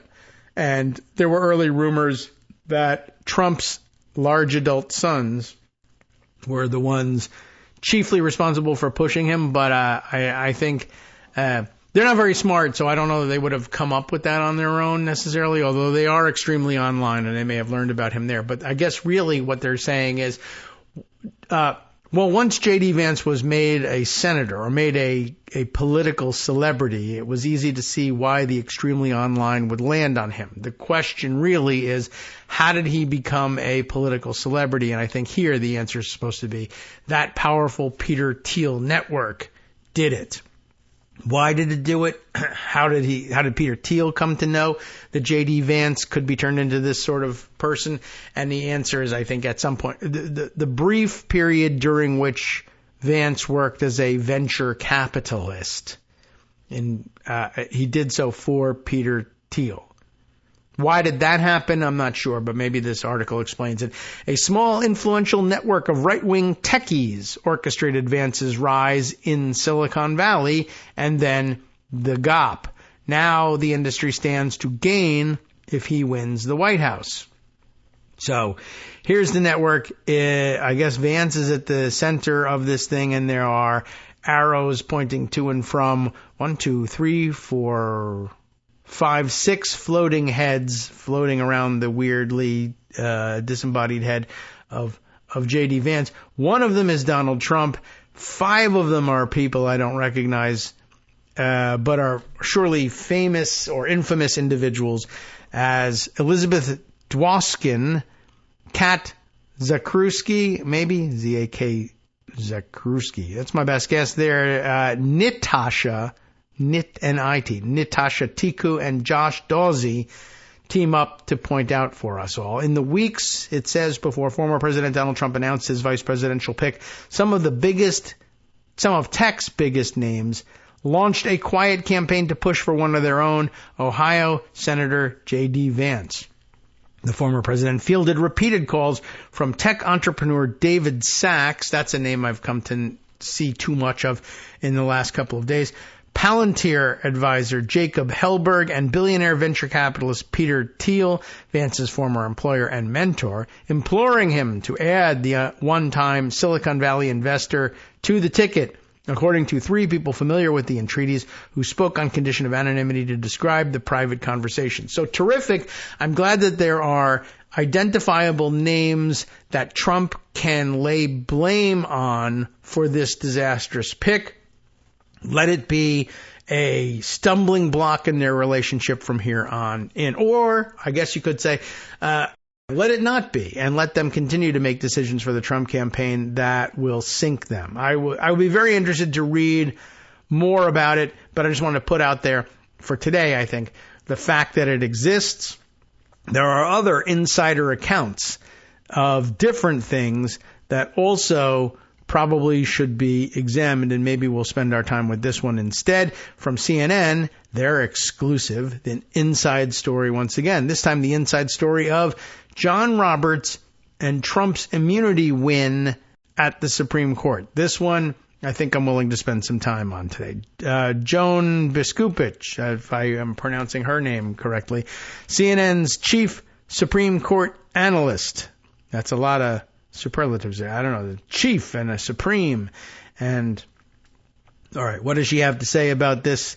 The Supreme Court's toughest cases during Chief Justice John Roberts' tenure have often generated internal suspense, with shifting votes, last-minute switches, and the chief's own push toward compromises that would lessen the appearance of politics. Whoops. Oh well.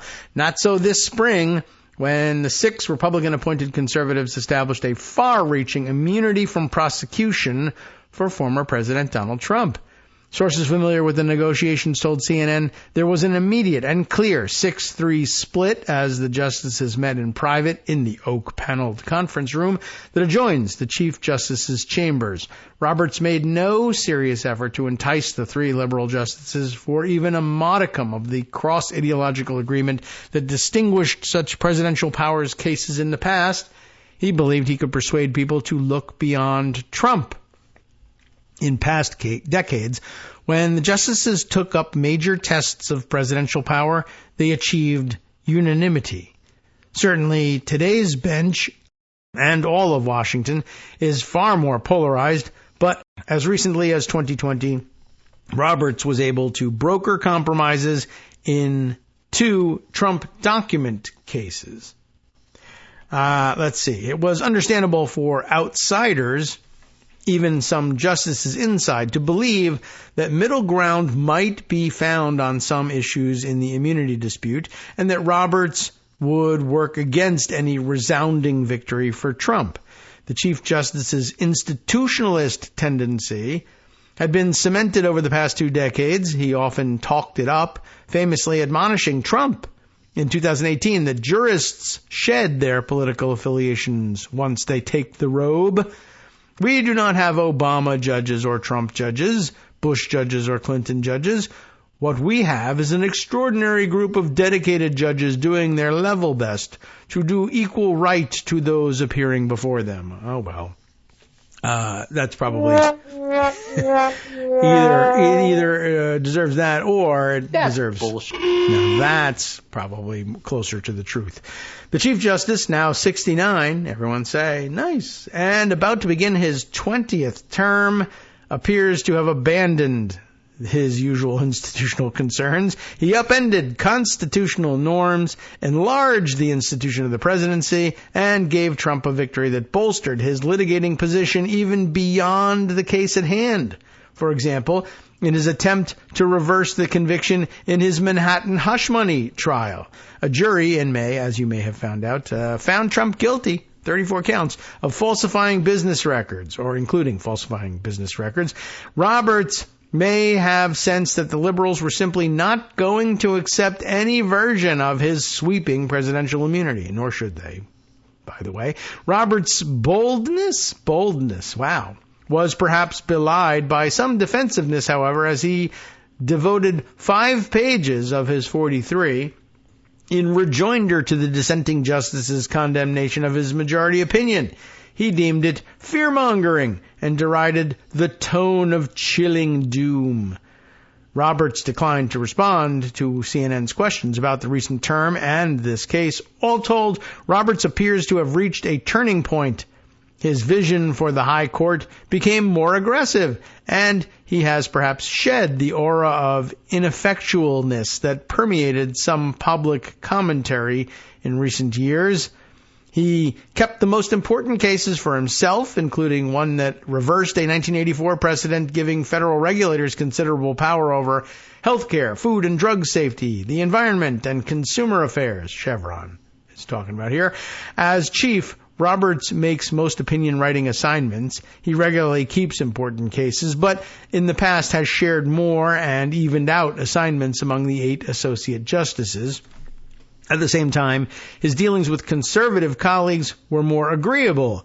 People close to justices on the far right told CNN those justices were heartened by Roberts after years of suspicions about his efforts at the center of the bench, most famously with his switched vote in 2012 that upheld the Affordable Care Act.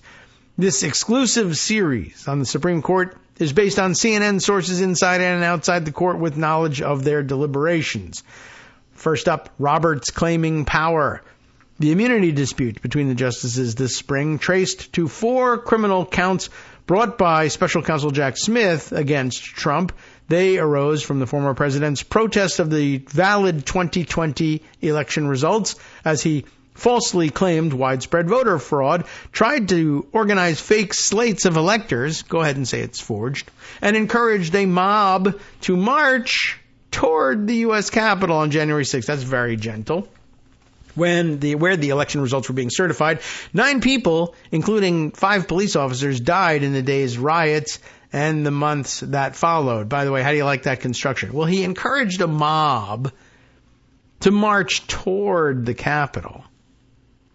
And then something happened, and 9 people, including 5 police officers, died that day and in the months that followed. But, we're not sure what happened after he encouraged people to march toward a building at which a bunch of people died.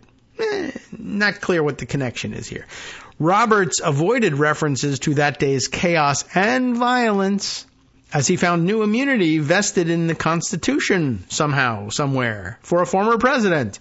The Chief Justice also took authorship of a separate January 6th related case, testing an obstruction charge leveled against scores of defendants who tried to disrupt the election certification with some mechanism by which 9 people died.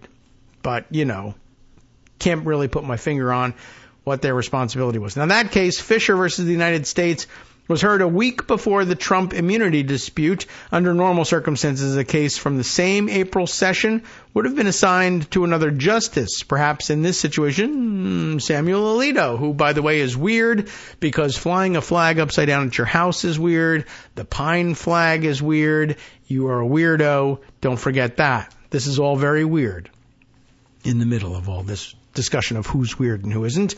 It's weird that he's the same kind of weird as the other weird political branch. Anyway, perhaps he would have assigned this to Samuel Alito, a former prosecutor who dominated during oral arguments and agreed with Roberts on the outcome favoring January 6th defendants. In Fisher, Roberts tersely related the events of January 6th, 2021. Quote, as set forth in the criminal complaint, some of the crowd eventually, quote, forced entry into the building, quote, breaking windows, and, quote, assaulting members of the U.S. Capitol Police, unquote. I love that this is all, well, allegedly. This breach of the Capitol caused members of Congress to evacuate the chambers and delayed the certification process. It did. It was violent.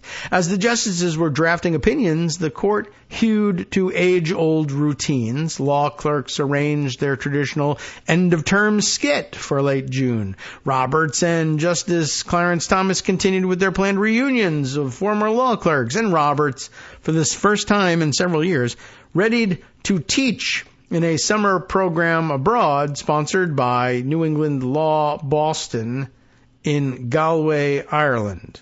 Beautiful and all, but you got some work to do here at home. Justices, it says here in this next section, weren't in a hurry to hear the case. How do you like that? I can't believe it. They took their time. The immunity case first arrived at the justices' door in December.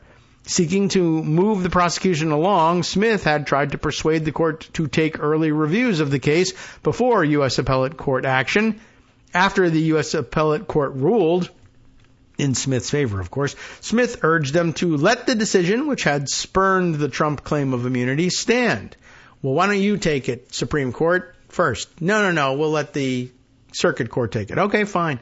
It takes a little while longer, but fine. All right, Circuit Court, what do you think? I'm pretty sure you're not going to find him to be immunized. Ah, look at that. I was right. He's not immune. Oh, now the Supreme Court would like to handle this. Wow, that's weird. Both efforts by the special counsel were in vain.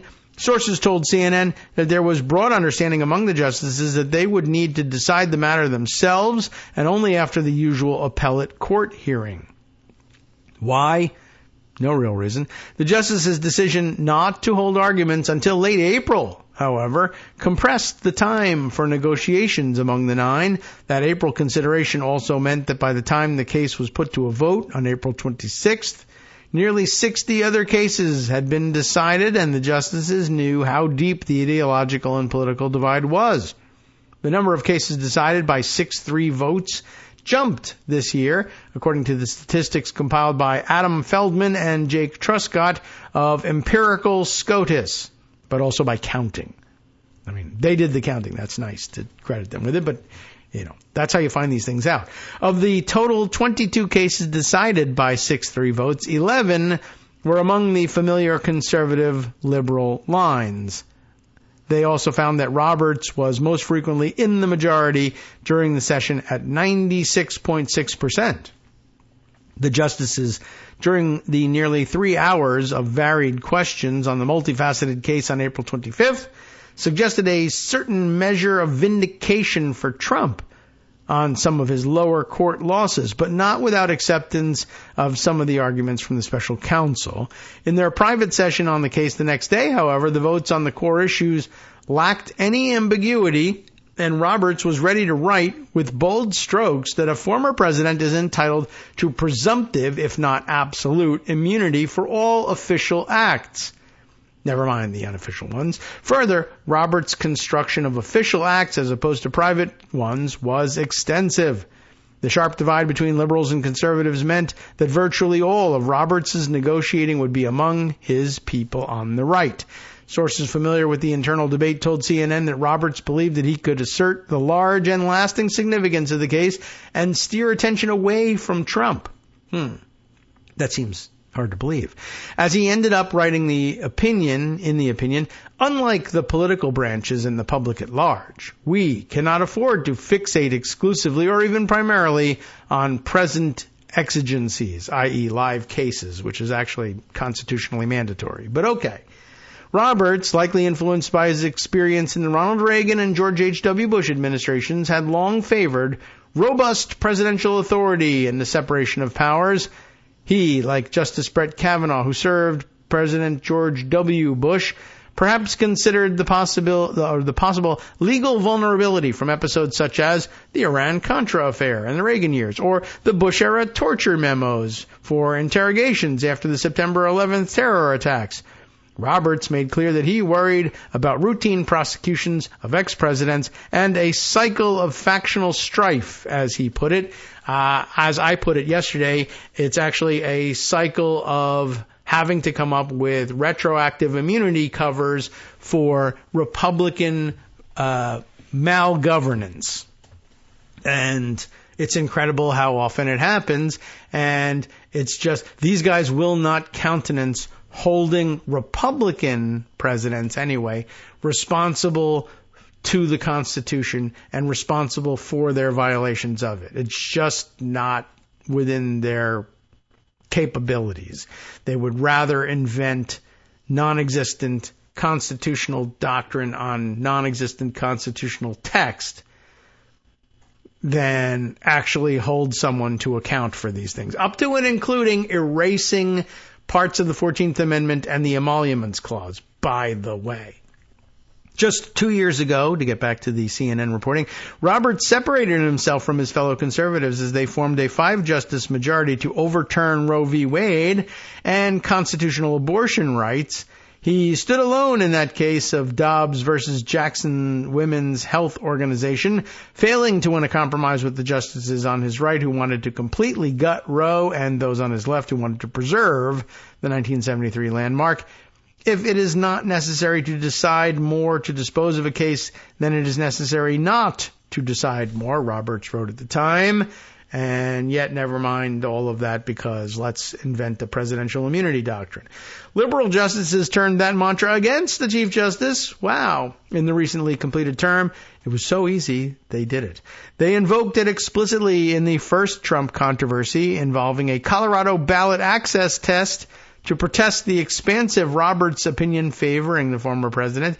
And then in the Trump immunity decision on the last day of the session, liberals repeatedly asserted that the majority had gone beyond the questions necessary to decide the case. It's almost as if he didn't mean it. The court gives former President Trump all the immunity he asked for and more. Justice Sonia Sotomayor, joined by Justices Elena Kagan and Ketanji Brown Jackson, declared. Barrett is in the title of the next section, tries to close the gap. Barrett was the lone justice on the right wing who tried to close the gap with dissenting justices. In a concurring opinion, she asserted, notwithstanding signing Roberts' opinion, that the president's constitutional protection from prosecution is narrow, and tried to suggest how the case would go forward. She said, for example, Trump's alleged attempt to organize alternative slates of electors would be a private, not official act, private, not official conduct, and subject to criminal prosecution. Perhaps she hoped to influence lower court judges to read Roberts' opinion as more flexible for a future prosecution. Barrett, Trump's third appointee to the high court, then outright separated herself from the majority's view that a president's official acts could not be put before a jury as evidence of a crime. It was a particularly extreme section of Roberts' opinion, decided by the kind of 5-4 vote that the Chief Justice usually tried to avoid, but somehow clung to for some strange reason in this case. Barrett, in general, may have been trying to situate herself in the middle. On several occasions throughout the annual session, Barrett separated herself from her conservative brethren. Notably, she fully broke with them in the Fisher case when the Roberts majority narrowed the reach of a federal obstruction statute that had been used against scores of January 6th defendants. The only other justice in the majority side to write separately in that case was Thomas. And he fully joined Roberts' opinion, but then questioned the constitutionality of the special counsel's office. Trump's lawyers had not challenged Smith's appointment, by the way, so he just made up an issue that they hadn't even bothered to raise, and it had been raised only by Thomas during oral arguments, and I guess found no truck among the lawyers there that day. Yeah, thank you for holding the door open, but even we're not going through that one. Wow. Well, what the hell? I'll just put it in an opinion anyway. Thomas's solo statement has already had some influence. Earlier this month, U.S. District Judge Aileen Cannon, of all the judges on the federal bench, somehow picked up on this one. And she relied partly on that Thomas opinion, which had no agreement anywhere else on the court, as she threw out the classified documents case against Trump based on one of 9 members of the court actually saying that they were interested in such a thing. Thomas, the longest-serving justice on the bench and arguably the most conservative of the 9, has become more influential over the years, as he's been bribed more over the years as well, as it turns out, to the point that some commentators have declared him more powerful than Roberts, maybe even richer at this point. Well, at least enjoying richer benefits anyway. Not this year, so very unlike 2022. Not this year. So I'm like, okay, 2022, when Thomas and other conservatives pushed through the Dobbs ruling and Roberts stood alone between embittered factions. The Chief Justice chided his colleagues on both sides for displaying a relentless freedom from doubt on the legal issue. This year, he stepped to the right, and he displayed no doubt. Well, that is interesting. I wonder whether we'll find out if he's been taking more lavish vacations than ever before. I'm not sure, but it is a possibility. All right. An interesting look and actually really an interesting vehicle through which to remind everybody just how unprecedented and possibly disastrous this shift has been. Anything else that we can slip in here? Well, we got a minute, so let's try and do this one because it's kind of funny. The Guardian's Martin Pengelly, is that the way he pronounces it? I question this every time. Wrote this piece that was of some interest. Just, again, what's happening behind the scenes with the weird guys, somewhat interesting. Trump apparently mocked Arizona disciple, as she's described in the headline here, Kari Lake. For what? Of all things, for her election fraud fervor, according to a book. Which book? I don't know. It's this one, with Trump in Exile. That's the name of the book. Meredith McGraw offers a wide-ranging portrait of the former president's moves since January 2021. This one about Kari Lake, kind of interesting. Kari Lake secured the Republican nomination for the U.S. Senate in Arizona on Tuesday. Her convincing primary win fueled by Donald Trump's endorsement. But, according to a new book, Trump has regularly mocked Lake over how fervently she advances his election fraud lie. Can't believe this idiot buys it. It's great. Lake's commitment to talking about fraud in the 2020 election would make even Trump laugh at times. Meredith McGraw of Politico writes in Trump in Exile, an account of the former president turned presidential nominee's years since leaving power, getting his ass kicked out of power.